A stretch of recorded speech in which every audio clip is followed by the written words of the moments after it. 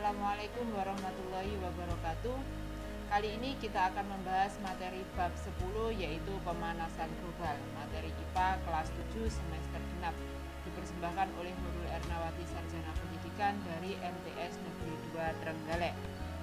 Kompetensi inti dan kompetensi dasar yang dipelajari adalah kompetensi inti 3, yaitu memahami dan menerapkan pengetahuan faktual, konseptual, prosedural, dan metakognitif pada tingkat teknis dan spesifik, sederhana, berdasarkan rasa ingin tahunya tentang ilmu pengetahuan, teknologi, seni, budaya, dengan wawasan kemanusiaan, kebangsaan, dan kenegaraan terkait fenomena dan kejadian tampak mata. Kompetensi dasar yang dipelajari adalah kompetensi dasar 3.9, yaitu menganalisis perubahan iklim dan dampaknya bagi ekosistem.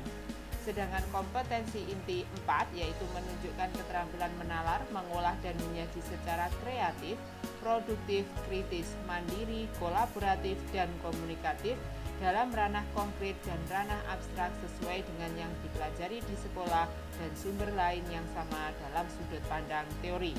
Kompetensi dasar yang dipelajari adalah kompetensi dasar 4.9, yaitu membuat tulisan tentang gagasan adaptasi atau penanggulangan masalah perubahan iklim. Peta konsep pada materi kali ini adalah pemanasan global, nanti akan disebabkan oleh gas rumah kaca yang dapat mengakibatkan terjadinya efek rumah kaca.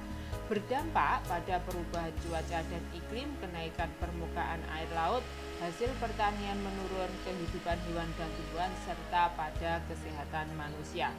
Bagaimana cara upaya pengendaliannya adalah dengan mengubah perilaku pribadi, tindakan kolektif, dan mengurangi karbon. Itu adalah peta konsep yang akan kita pelajari pada materi kali ini. Pengertian dari pemanasan global.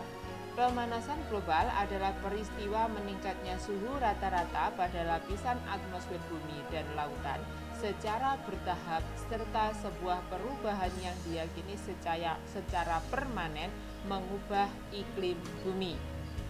Gejala terjadinya pemanasan global dapat diamati dan dirasakan. Misalnya terjadinya pergantian musim yang tidak bisa diprediksi, sering terjadi angin puting beliung, banjir, dan kekeringan di wilayah yang tidak biasa mengalaminya, dan terumbu karang memutih. Penyebab pemanasan global, efek rumah kaca dan akibatnya. Efek rumah kaca adalah proses pemanasan alami yang terjadi ketika gas-gas tertentu di atmosfer bumi memerangkap panas.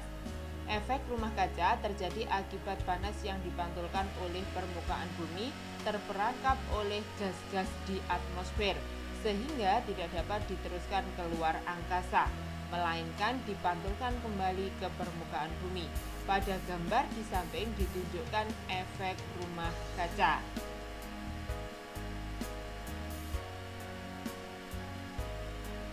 Seperti diketahui bahwa atmosfer mengandung banyak gas seperti karbon dioksida atau CO2, metana CH4, dinitrogen oksida N2O, uap air klorofluorokarbon atau CFC, hidrofluorokarbon atau HFC, dan sulfur fluorida atau SF6.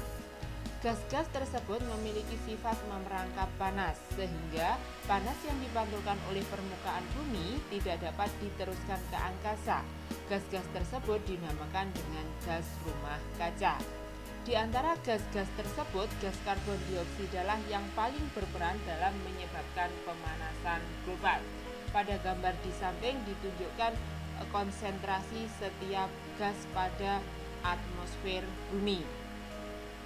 Ada beberapa faktor penyebab pemanasan global. Yang pertama, emisi CO2 atau gas karbon dioksida yang berasal dari pembakaran bahan bakar fosil sebagai pembangkit tenaga listrik.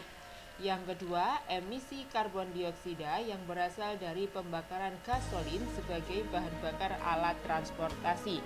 Yang ketiga, emisi metana dari hewan, lahan pertanian, dan dari dasar laut Arktik.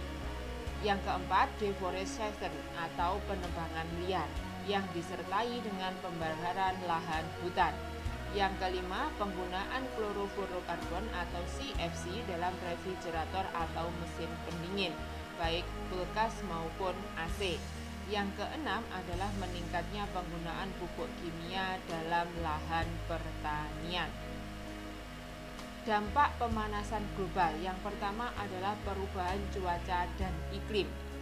Contohnya yang disebabkan menunjukkan perubahan cuaca dan iklim adalah gunung-gunung es akan mencair dan akan lebih sedikit es yang terapung di laut.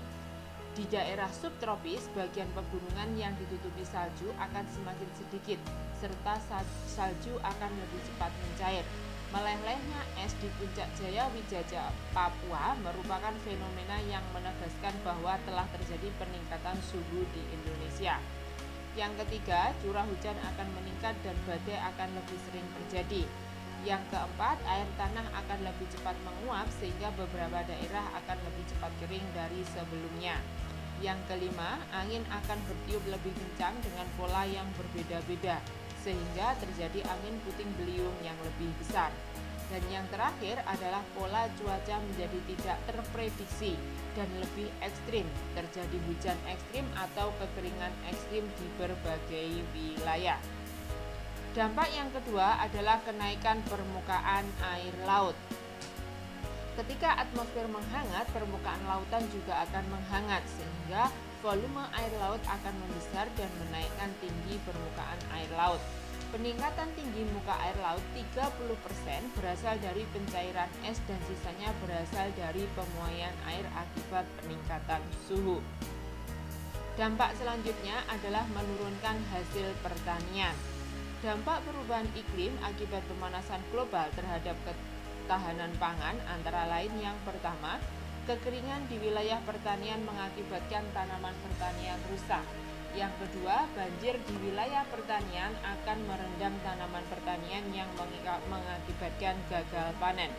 Yang ketiga adalah kerawanan pangan akan meningkat di wilayah yang rawan bencana kering dan banjir. Yang terakhir adalah tanaman pangan dan hutan dapat mengalami serangan hama dan penyakit yang meningkat populasinya akibat perubahan iklim. Dampak yang selanjutnya adalah pengaruh terhadap hewan dan tumbuhan. Selain manusia, hewan dan tumbuhan menjadi makhluk hidup yang akan terkena dampak pemanasan global. Hewan dan tumbuhan yang tidak dapat beradaptasi akan punah.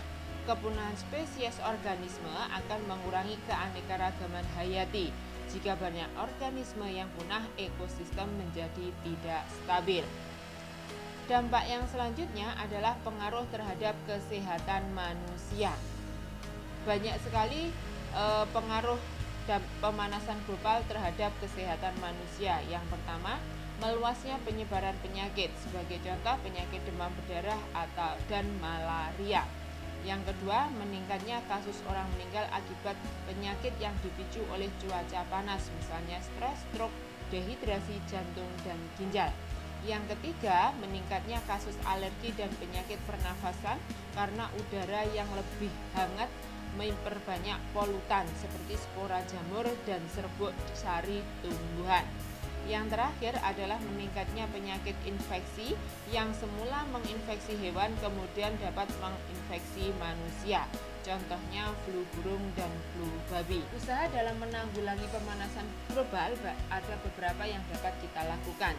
Yang pertama adalah menggunakan energi terbarukan dan mengurangi penggunaan batu bara, gasolin, kayu, dan bahan bakar organik lainnya. Yang kedua adalah meningkatkan efisiensi bahan bakar kendaraan. Yang ketiga, mengurangi deforestation.